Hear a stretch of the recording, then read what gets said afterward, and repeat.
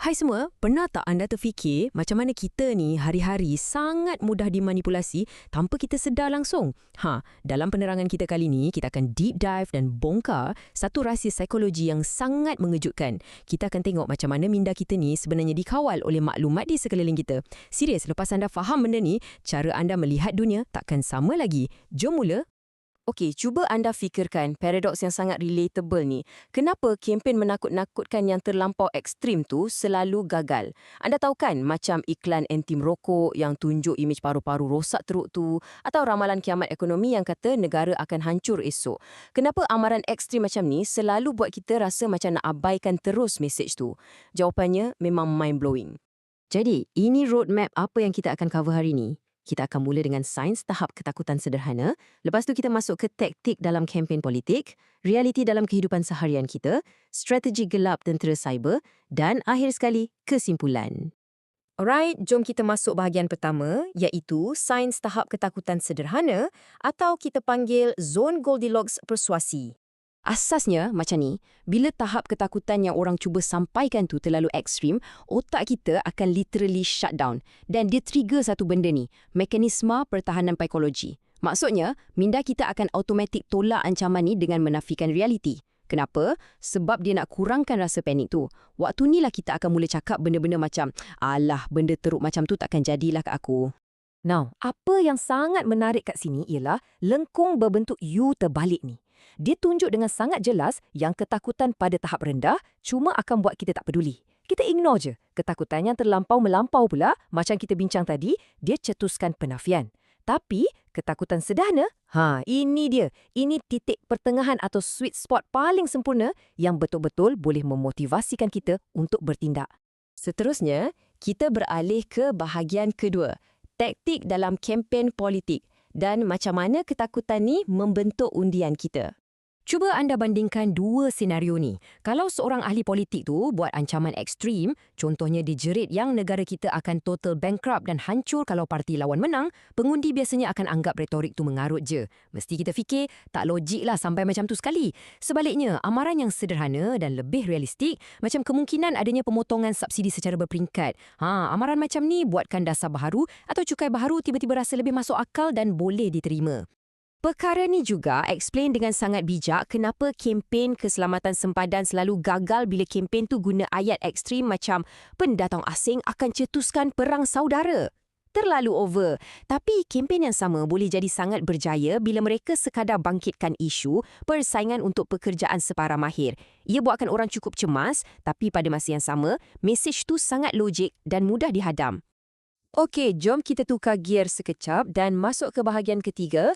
Kita tengok realiti dalam kehidupan seharian kita pula. Macam mana taktik ni berlaku kat rumah atau kat jalan raya? Anda mesti pernah dengar ayat ni kan?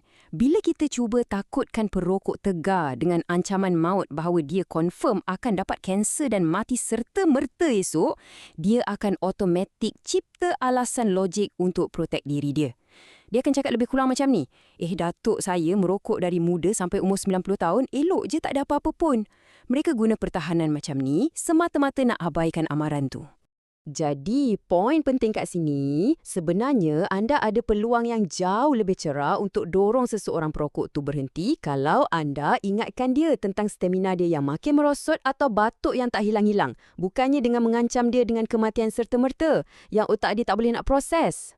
Benda ni terpakai walau waktu anda nak suruh anak-anak gosok gigi pun. Kalau anda guna ancaman ekstrim, contohnya, kalau tak gosok gigi, esok semua gigi tu reput dan luruh, anak-anak akan cepat sedar yang anda cuma kelentung. Tapi, kalau anda guna ancaman sederhana, macam ingatkan mereka pasal sakit gigi, berlubang dan terpaksa jumpa doktor gigi untuk cabut, itu confirm buat mereka terus pecut ke bilik air. Sama jugalah ceritanya dengan keselamatan jalan raya. Kempen yang tunjuk kemalangan berdarah-darah yang sangat ngeri tu selalunya buatkan penonton terus alihkan pandangan dan block message tu. Kita tak nak tengok. Tapi, bila kempen tu tunjuk paparan kemalangan sederhana, macam langgar bumper belakang je, tapi bawa penyesalan yang sangat mendalam dan kos yang tinggi, ia sebenarnya jauh lebih berkesan untuk ubah tabiat memandu kita. Sekarang kita masuk ke bahagian keempat dan mungkin ini bahagian yang paling menakutkan, strategi gelap tentera cyber dan macam mana internet memanipulasi kebimbangan anda. Okey, mari kita rungkai seni gelap internet ni. Kalau anda perhatikan betul-betul, dakwaan-dakwaan ekstrim macam ada chip kawalan minda dalam vaksin atau kononnya ada racun membunuh serta-merta dalam produk makanan tertentu, benda-benda ni selalunya akan diketawakan je oleh netizen. Tapi, perasan tak bila diorang guna dakwaan sederhana yang cukup-cukup buat kita risau, contohnya macam vaksin buat kita letih berpanjangan atau syarikat tertentu kurang ajar dengan pelanggan tempatan, dakwaan macam ni lah yang dengan sangat mudahnya viral dan mempengaruhi minda kita. Kita zoom in sikit pada isu scam pancingan data atau phishing. Bayangkan anda dapat email ekstrim yang kata akaun anda digodam sepenuhnya dan semua duit anda dah dicuri. Ancaman ekstrim ni selalunya akan buat anda terus call bank untuk double check dan akhirnya anda sedar itu scam. Tapi kalau scammer tu hantar mesej sederhana macam terdapat percubaan log masuk yang mencurigakan di akaun anda. Mesej macam ni dicetuskan panik yang secukup rasa je. Cukup untuk buat anda bertindak melulu dan terus klik link jahat yang dia bagi tu. Akhir sekali, kita sampai ke bahagian kelima, kesimpulan dan rumusan utama kita hari ini. Macam mana nak melindungi minda anda?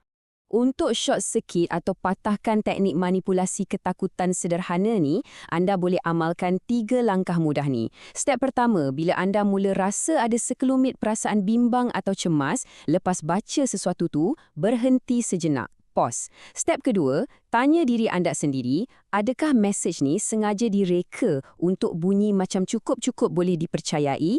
Dan step ketiga, sentiasa utamakan fakta yang logik berbanding melayan reaksi emosi anda. Dengan 3 cara ni, anda pasti boleh jadi pengguna maklumat yang lebih kebal dan bijak. Sebelum kita tamatkan penerangan hari ini, saya nak tinggalkan anda dengan satu soalan yang agak provokatif. Cuba fikir, berapa kerapkah anda sebenarnya dah dimanipulasi oleh taktik kebimbangan sederhana masa anda melayari media sosial hari ini? Fikir-fikirkanlah balik tabiat scrolling anda tu. Sentiasa kekal tajam, sentiasa peka. Kalau anda rasa perkongsian hari ini bermanfaat, jangan lupa tekan butang like dan pastikan anda subscribe untuk banyak lagi penerangan mendalam macam ni. Kita jumpa lagi di sesi seterusnya. Bye!